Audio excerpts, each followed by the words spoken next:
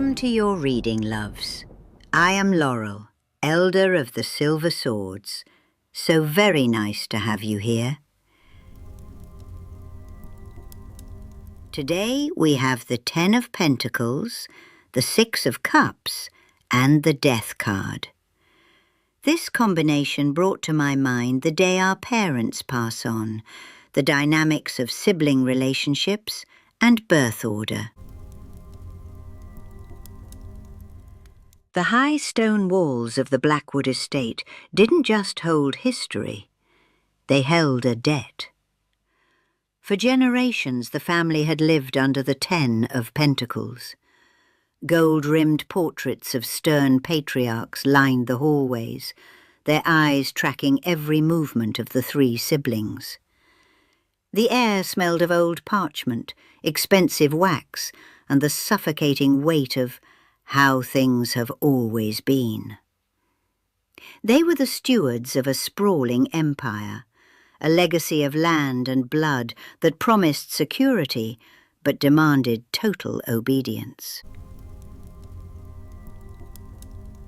In the centre of the garden stood the youngest, clutching a rusted tin box. This was the 6 of Cups. Inside the box were chipped marbles, a dried rose from a long-forgotten summer, and a photograph of the siblings before the weight of the name settled on their shoulders.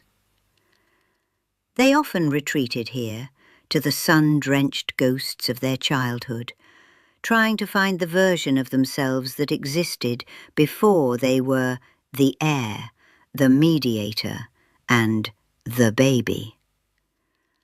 The nostalgia was a sweet, numbing syrup. It kept them anchored to a past that was safe, even if it was no longer real. But the wind in the garden had turned cold.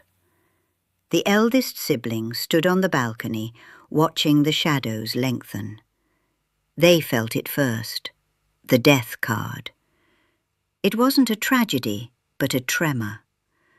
The old patriarch had passed, and with him the rigid pillars of the 10 of Pentacles began to crack. The ledgers were dusty, the traditions felt like hollow theatre, and the youngest was tired of playing the innocent in the garden. The transformation arrived not with a bang, but with the sound of a heavy iron key turning in a lock. The eldest took off the signet ring, the heavy gold of the 10 of Pentacles, and laid it on the mahogany desk. The middle sibling stopped trying to mend the fraying tapestries of the past, and the youngest finally buried the tin box beneath the old oak tree. As the sun set on the Blackwood estate, the great house didn't fall, it breathed. The death of their old roles allowed the siblings to look at each other not as functions of a bloodline, but as individuals. The gold was still there, but the cage was gone. They were no longer just the keepers of an ancient story. They were finally the ones holding the pen. We must look at the spiritual and psychological aftermath of this transition. When the 10 of Pentacles, 6 of Cups, and Death collide, the moral deepens into a lesson about emotional inheritance. The true struggle within this family dynamic isn't about the money or the house. It's about the ghost of the perfect past. The 6 of Cups creates a psychological trap where we believe we were better or happier when we were children, tucked safely under the wing of the 10 of Pentacles. We stay small to keep the peace.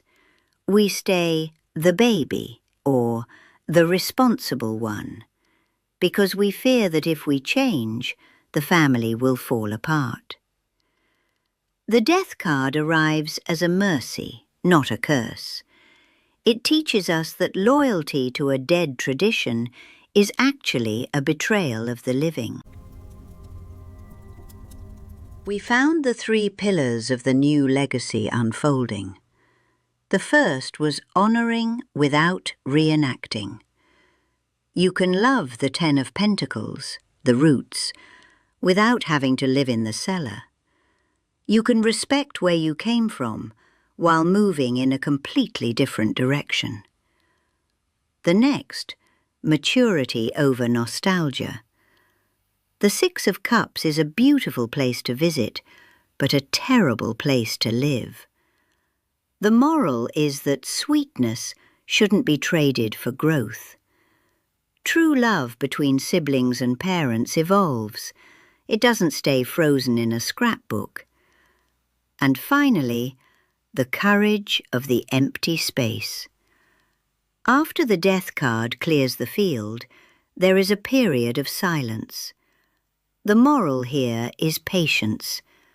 You don't have to build the new family dynamic overnight. The void left by the old roles is where your true, adult self finally has room to breathe.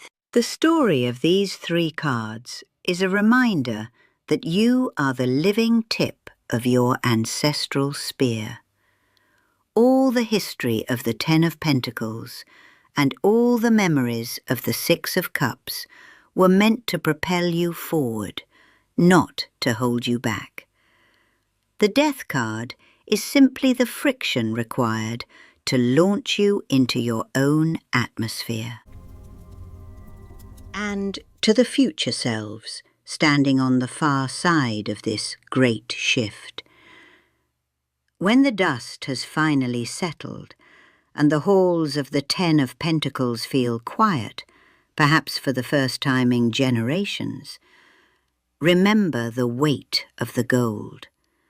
Remember how heavy the air felt when we were suffocating under the expectations of a legacy we didn't build.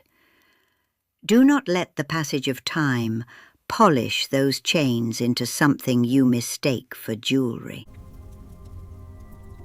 When you look back at the 6 of Cups, do so with a smile. But do not try to crawl back into that garden. It was a beautiful place to grow, but a cramped place to stay. You were never meant to be the child forever, even if the family's comfort depended on your smallness. The nostalgia is a ghost, kind, but a ghost nonetheless. Most importantly, look at the Death card not as a scar, but as your finest hour. It was the moment you chose the living over the dead. It was the day you realized that breaking a tradition is sometimes the only way to save a family. You survived the clearing of the field. You endured the silence that followed when the old roles were stripped away. Because you had the courage to let the old version of us die, you allowed the true version of you to finally breathe.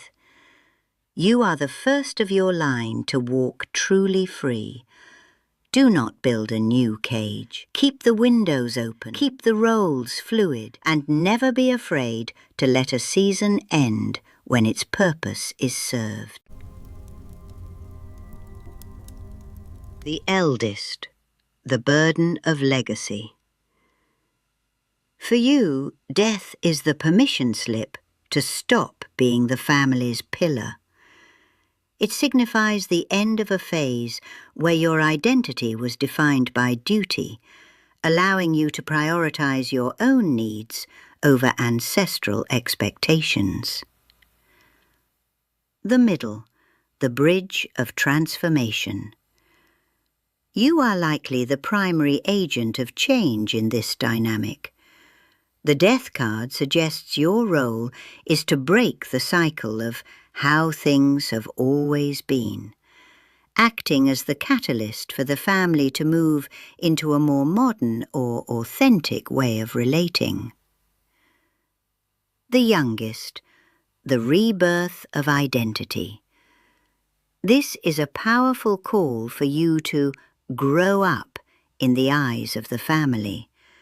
It marks the end of being the baby and the beginning of being seen as an equal, independent individual who can create their own legacy. The only child, the sole inheritor, represents a major shift in your relationship with your parents.